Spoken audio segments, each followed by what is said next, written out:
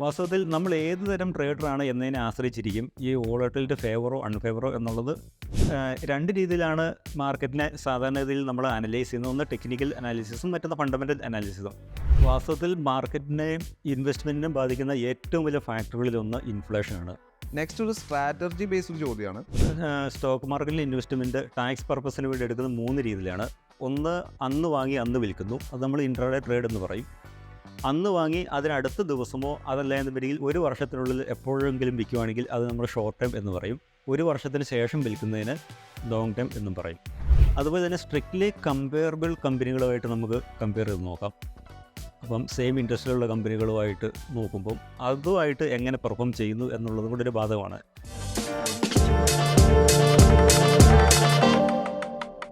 Hi sir, welcome to Acumen capital stock out series. അപ്പോൾ നമ്മൾ ഇൻസ്റ്റാഗ്രാമിൽ ഫേസ്ബുക്കിലൊക്കെ സ്റ്റോക്ക് റിലേറ്റഡ് വീഡിയോസ് ഇടുമ്പോൾ ആളുകൾ ഒരുപാട് സംശയങ്ങൾ ചോദിക്കും. അപ്പോൾ ആ സംശയങ്ങളൊക്കെ ക്ലിയർ ചെയ്യാൻ വേണ്ടിയിട്ടാണ് നമ്മൾ ഇങ്ങനെ ഒരു സീരീസ് സ്റ്റാർട്ട് ചെയ്തത്. അപ്പോൾ നമുക്ക് ക്വസ്റ്റ്യൻസിലേക്ക് പോകാം. അപ്പോൾ the first question is, should I be worried about a stocks volatility or is it just part of the market?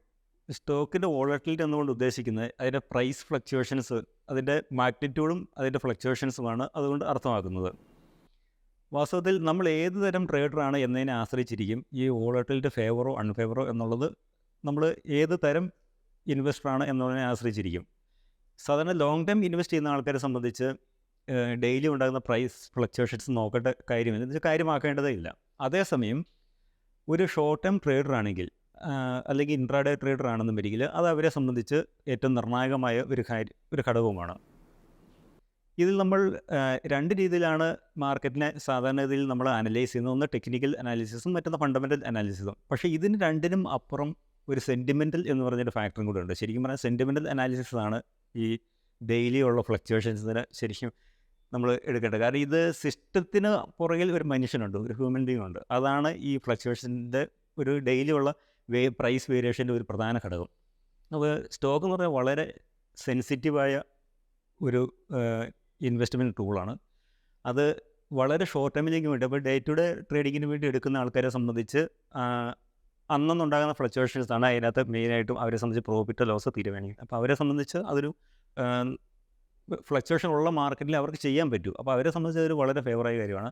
അതേസമയം ലോങ് ടൈമിൽ ഇൻവെസ്റ്റ് ചെയ്ത് നിൽക്കുന്ന ആൾക്കാർക്ക് പ്രത്യേകിച്ച് ഡേ ടു ഡേ അല്ലെങ്കിൽ വീക്കിൽ ഉണ്ടാകുന്ന ബേസിസ് ഉള്ള പ്രൈസ് മൂവ്മെൻറ്റ് നമ്മൾ നോക്കേണ്ട ആവശ്യമില്ല, വിട്ടുകളഞ്ഞാൽ മതി. രണ്ടാമത്തെ ക്വസ്റ്റ്യൻ, ഈ ടെക്നിക്കൽ അനാലിസിസും ഫണ്ടമെന്റൽ അനാലിസിസും തമ്മിലുള്ള മെയിൻ ഡിഫറൻസ് എന്താണ്? Can we use dum together? Technical analysis, fundamental analysis എന്ന് പറഞ്ഞാൽ സ്റ്റോക്ക് ഇവാലുവേഷനുള്ള രണ്ട് മെത്തേഡുകളാണ്. ഇതിൽ ടെക്നിക്കൽ അനാലിസിസ് ഇതിൽ നിന്ന് വ്യത്യാസപ്പെട്ടിരിക്കുന്നത്, ഫണ്ടമെൻ്റൽ അനാലിസിസിൽ നിന്ന് വ്യത്യാസപ്പെട്ടിരിക്കുന്നത് ശരിക്കും അതിൻ്റെ പ്രൈസും വോളിയത്തിനെ മാത്രം ബേസ് ചെയ്തുള്ള സ്റ്റഡിയാണ്. ബാക്കി ഘടകങ്ങളൊന്നും അതിനകത്ത് ബാധകമല്ല. ആ സ്റ്റോക്കിനെ സംബന്ധിച്ചുള്ള ബാക്കിയുള്ള ഒരു കാര്യങ്ങളും അതിനകത്ത് ബാധകമല്ല. പ്രത്യേകിച്ച് ഇപ്പം സ്റ്റോക്ക് ഏത് സെക്ടറാണെന്നോ മാനേജ്മെൻറ്റ് എന്താണ്, അങ്ങനത്തെ കാര്യങ്ങളൊന്നും അതിൽ ബാധകമല്ല. പ്രൈസും വോളിയവും മാത്രം ആണ് അതിനകത്ത് ബാധകമാകുന്നത്. പക്ഷേ അതിൻ്റെ ഒരു അസംഷൻ എന്താണെന്ന് വെച്ചാൽ ഈ പറയുന്ന നമ്മളിപ്പോൾ പറഞ്ഞ മറ്റുള്ള ഘടകങ്ങളെല്ലാം ആ പ്രൈസിനകത്ത് ഇൻക്ലൂഡഡ് ആണ് എന്നാണ് ഒരു ധാരണ. ആ ഒരു അസംഷൻ്റെ പുറത്താണ് ടെക്നിക്കൽ അനാലിസിസ് ചെയ്യുന്നത്. ഈ ടെക്നിക്കൽ അനാലിസിസ് വഴി നമ്മൾ മെയിനായിട്ടൊന്ന് എടുക്കുന്നത് സ്റ്റോക്കുകളുടെ സപ്പോർട്ടും റെസിസ്റ്റൻസും, അതായത് അതിൻ്റെ പ്രീവിയസ് ട്രേഡ് ഹിസ്റ്ററിയും അതിൻ്റെ വോളിയവും അനുസരിച്ച് ഏത് പ്രൈസ് റേഞ്ചിലാണ് അതിന് സപ്പോർട്ട് കിട്ടുന്നത്, അല്ലെങ്കിൽ ഏത് പ്രൈസ് റേഞ്ചിൽ വരുമ്പോഴാണ് അതിന് കൂടുതലായിട്ട് സെല്ലർ വരുന്നത്. അപ്പോൾ ആ ഒരു മെത്തേഡിലാണ് നമ്മൾ ട്രേഡ് ചെയ്യുന്നത്. അപ്പം കൂടുതൽ ആൾക്കാർ വാങ്ങാൻ വരുന്ന ആ ഒരു റേഞ്ചിൽ നമ്മൾ വാങ്ങുക, അല്ലെങ്കിൽ അതിന് താഴേക്ക് പോയി കഴിഞ്ഞാൽ നമ്മളത് സ്റ്റോപ്പ് ലോസ് കണക്കാക്കി വിറ്റ് കളയുക. അതുപോലെ തന്നെ കൂടുതൽ ആൾക്കാർ സെല്ലിങ് പ്രഷർ വരുന്ന ഒരു റേഞ്ചിൽ അത് ഒരു റെസിസ്റ്റൻസ് ആയിട്ട് നമ്മൾ കരുതിക്കൊണ്ട് ആ റേഞ്ച് നമ്മൾ സെല്ല് ചെയ്യുന്നു. അതിനുശേഷം പ്രൈസ് അതിന് മുകളിലേക്ക് പോകുന്നുണ്ടെങ്കിൽ ബ്രേക്ക് ഔട്ട് ആണെങ്കിൽ വീണ്ടും അത് റീ എൻട്രി ചെയ്യുന്നു. അപ്പോൾ അടുത്ത ലെവലിലേക്ക് നമ്മൾ വെയിറ്റ് ചെയ്യുന്നു. അങ്ങനെയാണ്. ഒരു കാര്യം കൂടെ പറയാനുള്ളത്, ടെക്നിക്കൽ അനാലിസിസ് ശരിക്കും പറഞ്ഞാൽ ട്രേഡിങ്ങിനാണ് ഉപയോഗിക്കുന്നത്. അതേസമയം ഫണ്ടമെൻ്റൽ അനാലിസിസ് നമ്മൾ ഉപയോഗിക്കുന്നത് ഇൻവെസ്റ്റ്മെൻറ്റ് പർപ്പസിനാണ്. ഇൻവെസ്റ്റ്മെൻറ്റ് പർപ്പസിൽ നമ്മൾ ഉപയോഗിക്കുമ്പോൾ ഫണ്ടമെൻ്റൽ അനാലിസിസ് എന്ന് പറഞ്ഞാൽ ഇൻട്രൻസിക് വാല്യൂ, സ്റ്റോക്കിൻ്റെ യഥാർത്ഥ വാല്യൂ എത്രയുണ്ട് എന്നുള്ളത് കണ്ടുപിടിക്കുകയാണ്. ആ വാല്യൂ മാർക്കറ്റിലെ പ്രൈസുമായിട്ട് ഡിസ്കൗണ്ടഡ് ആണെന്നുണ്ടെങ്കിൽ നമ്മൾ ബൈ പറയും, അല്ലെങ്കിൽ ഓവർ പ്രൈസ്ഡ് ആണെന്നുണ്ടെങ്കിൽ നമ്മൾ സെല്ലിങ് പറയും. അതായത് ഇൻട്രൻസിക് വാല്യൂവിനേക്കാളും ഒരുപാട് മുകളിലാണ് മാർക്കറ്റ് പ്രൈസ് എന്നുവരികിൽ നമ്മൾ സെല്ലിങ് പറയും. അല്ലെങ്കിൽ ഇൻട്രൻസിക് വാല്യൂവിലും വളരെ താഴെയാണ് എന്നുവരികിൽ നമ്മൾ ആ സ്റ്റോക്ക് റെക്കമെൻഡ് ചെയ്യും.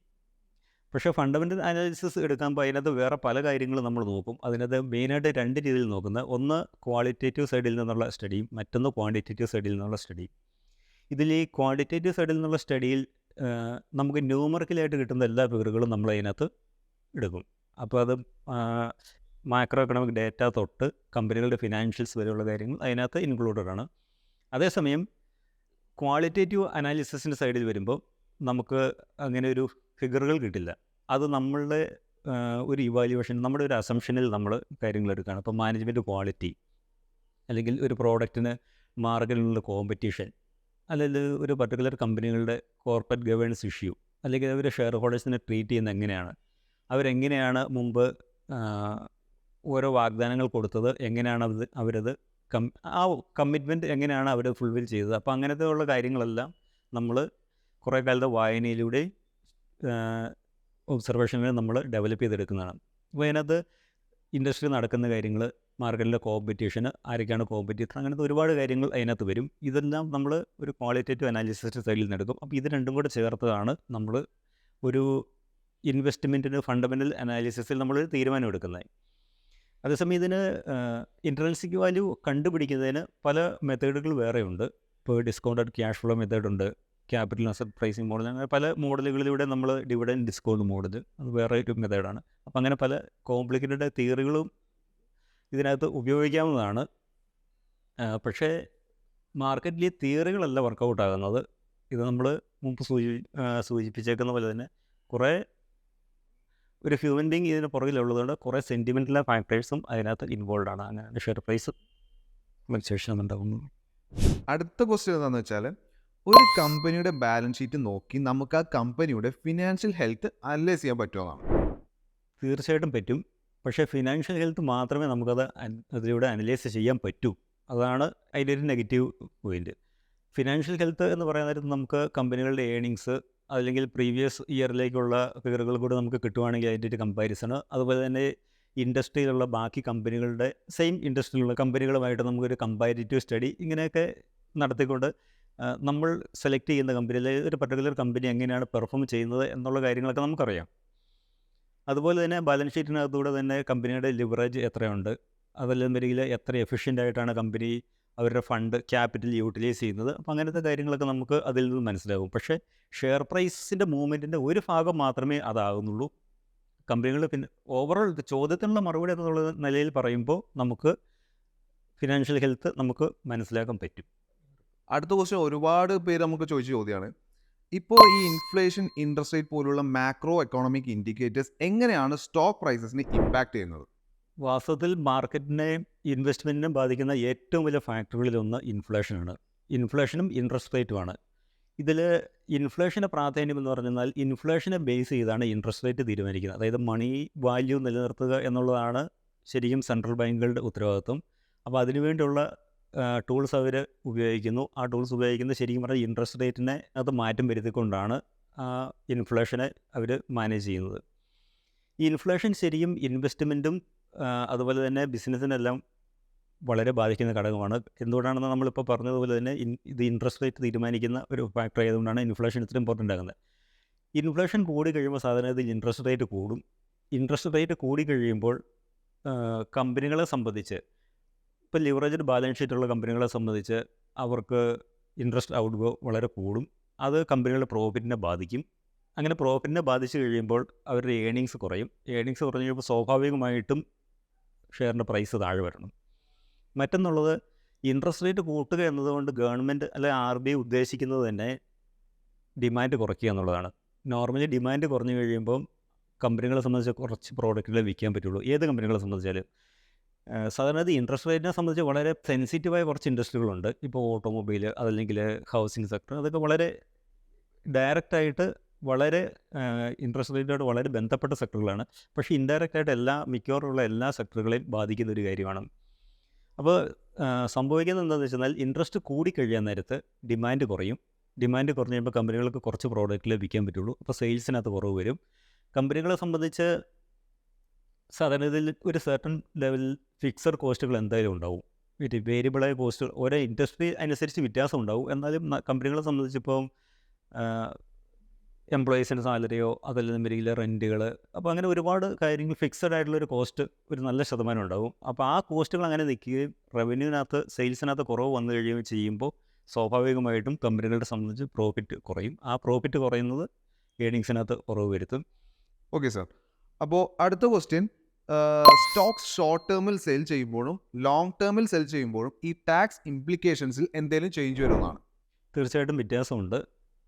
ഷോർട്ട് ടൈം എന്ന് പറഞ്ഞാൽ ഒരു വർഷത്തിനുള്ളിൽ ഒരു ഷെയർ വാങ്ങി ഒരു വർഷത്തിനുള്ളിൽ വിൽക്കുന്നതിനാണ് ഷോർട്ട് ടൈം എന്ന് പറയുന്നത്. ഒരു വർഷം എന്ന് പറഞ്ഞാൽ 365 ദിവസത്തിനുള്ളിൽ നമ്മൾ വിറ്റ് കഴിഞ്ഞാൽ അത് ഷോർട്ട് ടൈമാണ്. വാസ്തവത്തിൽ സ്റ്റോക്ക് മാർക്കറ്റിൽ ഇൻവെസ്റ്റ്മെൻറ്റ് ടാക്സ് പർപ്പസിന് വേണ്ടി എടുക്കുന്നത് 3 രീതിയിലാണ്. ഒന്ന്, അന്ന് വാങ്ങി അന്ന് വിൽക്കുന്നു, അത് നമ്മൾ ഇൻട്രാഡേ ട്രേഡ് എന്ന് പറയും. അന്ന് വാങ്ങി അതിനടുത്ത ദിവസമോ അതല്ല എന്നുണ്ടെങ്കിൽ ഒരു വർഷത്തിനുള്ളിൽ എപ്പോഴെങ്കിലും വിൽക്കുകയാണെങ്കിൽ അത് നമ്മൾ ഷോർട്ട് ടൈം എന്ന് പറയും. ഒരു വർഷത്തിന് ശേഷം വിൽക്കുന്നതിന് ലോങ് ടൈം എന്നും പറയും. ഇതിന് 3 രീതിയിലാണ് ടാക്സ് കണക്കാക്കുന്നത്. ഇതിൽ ലോങ് ടൈം ടാക്സ് കണക്കാക്കുന്നത് ഒരു വർഷത്തിന് ശേഷം വിൽക്കുന്നതിനാണ്. അത് നിലവിൽ 12% പുതിയ, അതായത് കഴിഞ്ഞ വർഷത്തെ ബഡ്ജറ്റിലെ ഭേദഗതി അനുസരിച്ച് 12.5% ആണ്.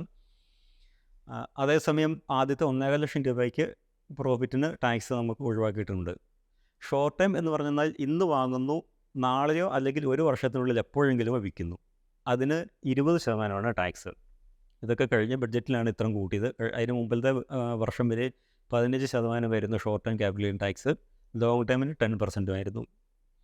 അതേസമയം ഷെയർ അന്ന് വാങ്ങി അന്ന് വിൽക്കുകയാണെന്നുണ്ടെങ്കിൽ അത് ബിസിനസ് ഇൻകമായിട്ട് കണക്കാക്കും. അപ്പോൾ നമ്മളുടെ ബാക്കിയുള്ള ഇൻകത്തിൻ്റെ കൂടെ ഇതിൽ നിന്നുള്ള ഇൻകം കൂടെ ചേർക്കും. അങ്ങനെ ചേർത്ത് കഴിയുമ്പോൾ നമ്മൾ ഏത് ബ്രാക്കറ്റിൽ വരുന്നോ ആ ബ്രാക്കറ്റ് അനുസരിച്ചുള്ള ടാക്സ് നമ്മൾ കൊടുക്കേണ്ടി വരും. സാധാരണ ഇതിലിപ്പം ഹയർ ബ്രാക്കറ്റ് 30% ആണെങ്കിൽ ആ 30% ടാക്സ് നമ്മൾ ഇത് ബിസിനസ് ഇൻകമായിട്ട് കണക്കാക്കി അന്ന് വാങ്ങി അന്ന് വിൽക്കുന്നതിന് നമ്മൾ കൊടുക്കേണ്ടി വരും. F&Oയിലും ഇതുപോലെ തന്നെയാണ്. ട്രേഡിംഗ് ഇൻകമായിട്ട് കണക്കാക്കുന്നു. ട്രേഡിംഗ് ഇൻകമായിട്ട് കണക്കാക്കി അതിനും നമ്മൾ ഏത് ബ്രാക്കറ്റിൽ വരുന്നോ ആ ബ്രാക്കറ്റിൽ ടാക്സ് കൊടുക്കാൻ ബാധ്യസ്ഥരാണ്. ഇത് നമ്മൾ ലിസ്റ്റ് ചെയ്ത കമ്പനികളും മാർക്കറ്റ് വഴി ട്രേഡ് ചെയ്ത കമ്പനികളുടെ കേസാണ് പറയുന്നത്. പക്ഷേ അതല്ലാതെ അൺലിസ്റ്റഡ് കമ്പനികളുടെ ട്രാൻസാക്ഷന് വേറെ രീതിയിലാണ് ടാക്സ് കണക്കാക്കുന്നത്. നെക്സ്റ്റ് ഒരു സ്ട്രാറ്റജി ബേസ്ഡ് ചോദ്യമാണ്. Should I follow insider buying or selling activity as a sign of future stock movement? Insider എന്നതുകൊണ്ട് നമ്മൾ പൊതുവേ ഉദ്ദേശിക്കുന്നത് കമ്പനിയുമായിട്ട് അടുത്ത ആൾക്കാർ, അതായത് കമ്പനികളിൽ നിന്നും പ്രൈസ് സെൻസിറ്റീവായ ഇൻഫർമേഷൻ കിട്ടുന്ന ടൈപ്പ് ആൾക്കാരെയാണ് നമ്മൾ ശരിക്കും പറഞ്ഞാൽ ഇൻസൈഡറായിട്ട് കരുതുന്നത്. അതിപ്പോൾ കമ്പനിയിലെ ടോപ്പ് ലെവലുള്ള സ്റ്റാഫ് ആകാം, സ്റ്റാഫിനെ ഡയറക്റ്റ് ഡിപ്പെൻഡൻ്റ് ആവാം. അങ്ങനെ ഇൻഫർമേഷൻ കിട്ടാൻ സാധ്യതയുള്ള ടൈപ്പ് ആൾക്കാരെയാണ് നമ്മൾ അതുകൊണ്ട് ഉദ്ദേശിക്കുന്നത്. മാർക്കറ്റിൽ പൊതുവെ നമ്മൾ പ്രൊമോട്ടറോ അല്ലെങ്കിൽ പ്രൊമോട്ടറുമായിട്ട് വളരെ അടുത്ത് നിൽക്കുന്ന ആൾക്കാരെയാണ് ആ ഒരു കാറ്റഗറിയിലേക്ക് പെടുത്തി നോക്കുന്നത്.